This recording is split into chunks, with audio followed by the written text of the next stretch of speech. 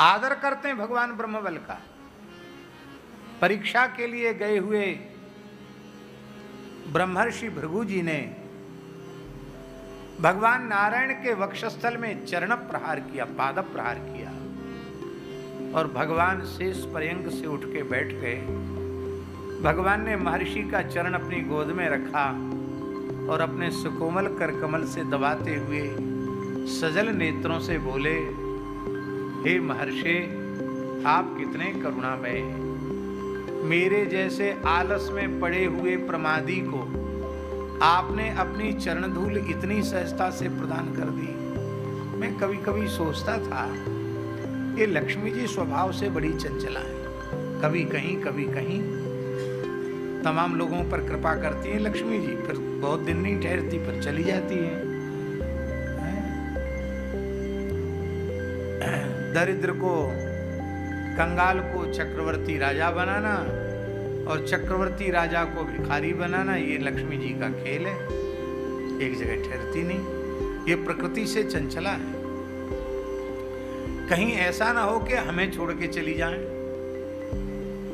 ये भय हमारे मन में रहता था, पर अब भय खत्म हो गया। वक्षस्थल में लक्ष्मी का निवास और वक्षस्थल में आपने चरण प्रहार किया तो अब आपकी मोहर लग गई चरण की। अब लक्ष्मी जी कभी हमारा त्याग करके कहीं जाएंगी नहीं। आपने कितनी बड़ी कृपा की, हमको निश्चिंत कर दिया, निर्भय कर दिया।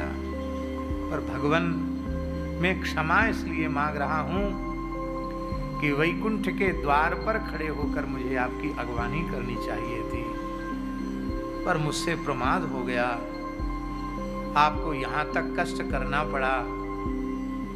और भगवान, पीड़ा इस बात की है कि मेरा वक्षस्थल कठोर है और आपका श्री चरण कमल अत्यंत सुकोमल है।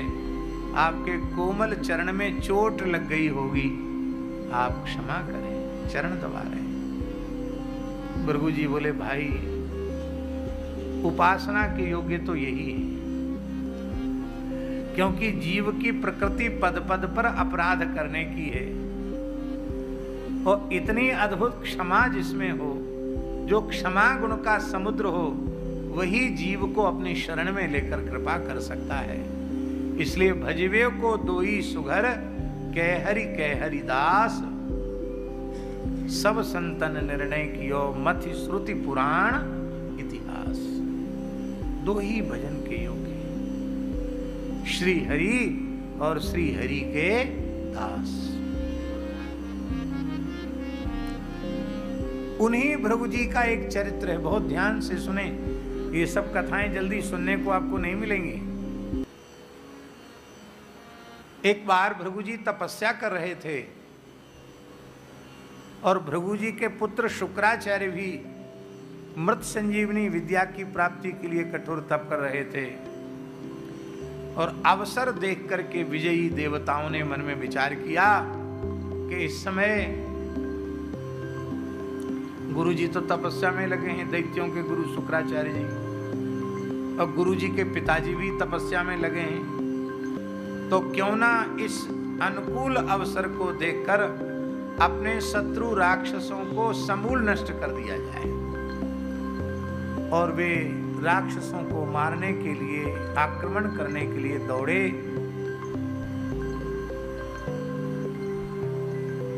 तो महाराज जी, राक्षस निर्बल थे, कोई युक्ति बताने वाला था नहीं। राक्षसों ने सोचा ये तो हमको मार ही डालेंगे, मेरा नामो निशान मिटा देंगे। तो राक्षस भयभीत होकर के असुर, वो भृगु जी की पत्नी ख्याति, जो शुक्राचार्य की माता, भृगु जी की पत्नी माता ख्याति के आश्रम में पहुंच गए। जगन माता, हमारी रक्षा करो, हम आपके पुत्र दैत्य गुरु शुक्राचार्य के यजमान हैं, अपने यजमानों की रक्षा अब आपका उत्तरदायित्व है, क्योंकि गुरु जी तो तपस्या कर रहे हैं और गुरु जी के पिताजी भी तपस्या कर रहे हैं। आप माता हैं, हमारी रक्षा करें। तब श्री भृगु जी की पत्नी ने कहा कि आप असुर भाव का त्याग कर सात्विक बुद्धि, सात्विक वृत्ति से यहाँ प्रेम पूर्वक निवास करते हुए तपस्या करें। मैं सबका भरण पोषण करूंगी, आप लोग रहें, और आश्रम में तुम्हारे ऊपर कोई आंच नहीं आ सकती। देवताओं ने वहां भी पीछा नहीं छोड़ा, भृगु जी के आश्रम में पहुंच गए। निकालो इनको आश्रम की सीमा के बाहर, ये हमारे शत्रु हैं, हम उनको जीवित नहीं छोड़ेंगे। माता ख्याति ने कहा कि देखो, तुम लोग थोड़ी तो लाज शर्म करो, देवता हो, तुम्हारे शत्रु संकट में पड़े हुए हैं, इनके हाथ में अस्त्र शस्त्र नहीं है, हाथ में कुशा ले रखा है इन्होंने, ये तप कर रहे हैं और अपने इस प्रकार से अपने शत्रुओं को मारना ये धर्म विरुद्ध है। अरे राक्षस असुर धर्म विरुद्ध कोई काम करें तो कोई बात नहीं, वो तो राक्षस हैं, पर तुम देवता होकर धर्म का विचार नहीं कर रहे हो, ये ठीक नहीं है। तुम चले जाओ, मेरे आश्रम में इनका तुम कुछ भी नहीं बिगाड़ सकते, मैं अपने तेज से, अपने बल से इनकी रक्षा करूंगी। यह सुनकर इंद्र क्रुद्ध हो गए और उन्होंने दिव्यास्त्रों का प्रयोग करना आरंभ किया। तब श्री भृगु जी की पत्नी ख्याति ने योग बल से, अपने तपोबल से, अपने सतीत्व के बल से उन अस्त्र शस्त्रों को अपने में निगल लिया और संकल्प किया कि आज मैं संपूर्ण देवताओं को ही निगल जाऊंगी। ऐसा सोचकर अपना मुख जैसे ही फैलाया, भगे देवता समझ गए कि ये तो निगल जाएगी, जैसे हमारे अस्त्र शस्त्रों को भी अपने में निगल गई, ऐसी हमको भी निगल जाएगी। अब देवता भगे, अपने अस्त्र शस्त्र पटक पटक के देवता भगे और पीछे से ख्याति माता भगी, दौड़ी। तुरंत सुदर्शन चक्र छोड़ दिया और सुदर्शन चक्र ने भृगु जी की पत्नी का मस्तक धड़ से अलग कर दिया।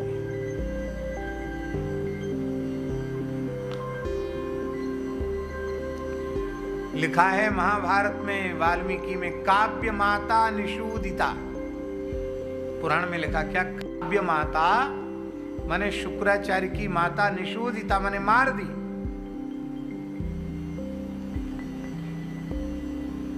देवताओं से कहा तुम अपने लोक में चले जाओ।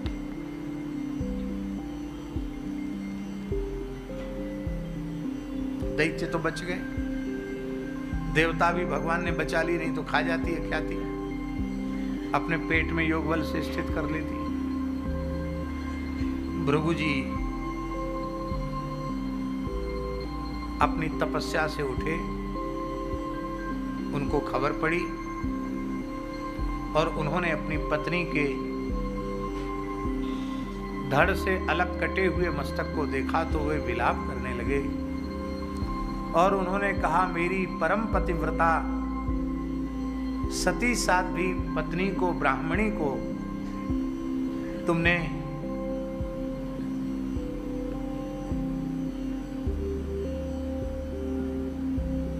वध किया है, मारा है, मस्तक धड़ से अलग किया है। अरे भाई, आप शरणागत वत्सल हो, तो ये दैत्य भी तो उनकी शरण में आए थे, शरणागतों की रक्षा करना कर्तव्य था। आपने देवताओं के पक्ष में एक तरफा निर्णय ले लिया, मेरी पत्नी का वध कर दिया, अब मेरा अग्निहोत्र आदि कर्म कैसे संपन्न होगा? तुमने हमें पत्नी का वियोग दिया है, इसलिए मैं श्राप देता हूं कि तुम्हें मृत्युलोक में अवतार लेना पड़ेगा और पत्नी के लिए रोना पड़ेगा।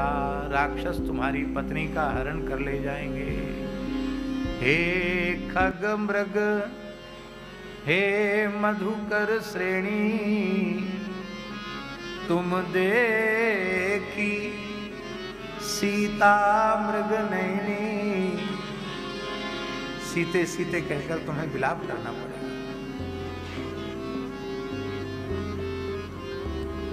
भगवान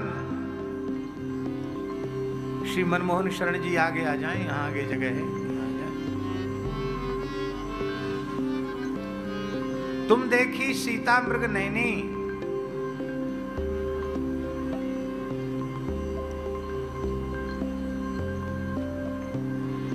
श्राप दे दिया और अपनी पत्नी का मस्तक हाथ में लिया और बोले, यदि मनवाणी क्रिया से मैंने धर्माचरण किया हो,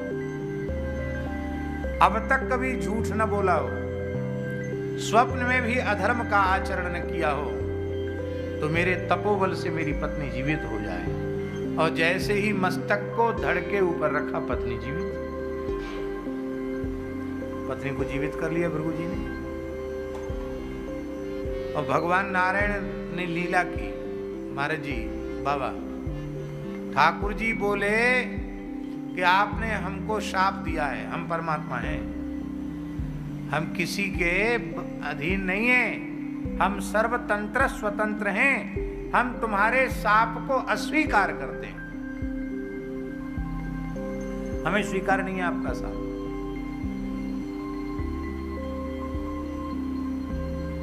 भृगु जी ने कहा, कान खोलकर सुन लो, चाहे जितने बड़े बने रहो, स्वीकार करना पड़ेगा। अभी ब्रह्मबल को आपने देखा नहीं है। और भृगु जी पुनः कठोर तप में लग गए। महाराज जी, इतनी कठोर तपस्या भृगु जी ने की कि उनकी जटाएं धू धू करके जलने लगी, उनसे इतना प्रकाश निकला, इतनी तप की ज्वाला निकली कि सूर्य चंद्र की प्रभा फीकी पड़ गई, समुद्रों का जल खौलने लग गया, पृथ्वी डगमगाने लगी, दिशाओं में आग लगने लग गई। ब्रह्मा जी, शंकर जी, सब देवता, ऋषि, सब भैया जी विष्णु भगवान के पास गए, बोले जल्दी महाराज उनका श्राप स्वीकार कर लो, नहीं तो ये पूरे ब्रह्मांड को जला देंगे, कोई नहीं बचेगा इनकी तपस्या से।